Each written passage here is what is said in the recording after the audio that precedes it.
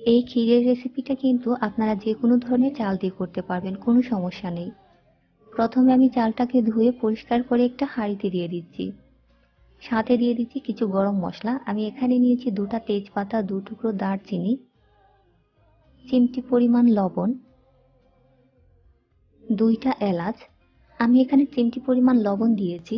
যে কোনো মিষ্টি জাতীয় খাবারে একটু লবণ দেওয়ার চেষ্টা করবেন, তাহলে কিন্তু খেতে ভালো লাগে। সাথে দিয়ে দিচ্ছি 4 কাপ পরিমাণ পানি। আমি এখানে 1 কাপ চালের জন্য 4 কাপ পানি দিচ্ছি।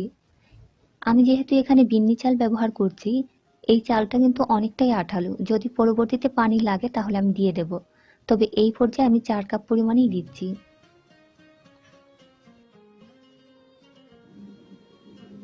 এবারে হাঁড়িটাকে চুলায় বসিয়ে দিচ্ছি। অপেক্ষা করছি চালটা সেদ্ধ হওয়া পর্যন্ত। অপেক্ষা করছি চালটা সেদ্ধ হওয়া পর্যন্ত। আর মাঝপথে কিন্তু অবশ্যই নাড়াচাড়া করে দিতে হবে।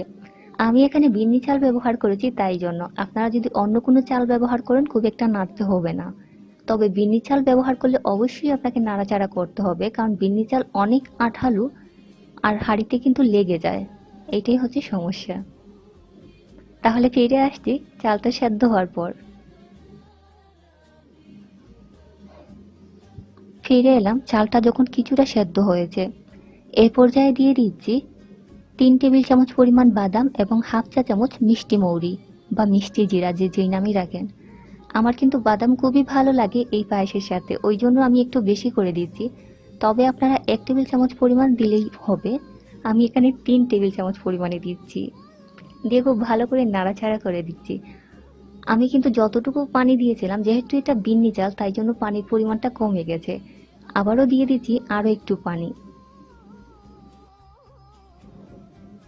নাড়াচাড়া করে দিচ্ছি এবং চুলার আঁচটা লোতে রেখে ঢাকনা দিয়ে ঢেকে রাখছি।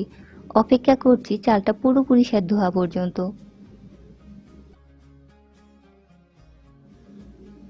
ফিরে এলাম চালটা পুরোপুরি সেদ্ধ হওয়ার পর। এবারে দিয়ে দিচ্ছি গুড়। আমি এখানে 1 কাপ চালের জন্য 1 কাপ গুড় নিয়েছি। আপনারা আপনাদের স্বাদ মতো বাড়িয়ে কিংবা কমিয়েও দিতে পারেন। গুড় দেওয়া হয়ে গেলে আবার খুব ভালো করে নাড়াচাড়া করে দিচ্ছি। এই পর্যায়ে আমি আর ঢাকনা দিয়ে ঢাকবো না। যতক্ষণ পর্যন্ত রান্না করব ততক্ষণ পর্যন্ত কিন্তু চুলার আঁচটা লোতে রেখেই রান্না করব এবং ঢাকনা দিয়ে ঢাকবো না।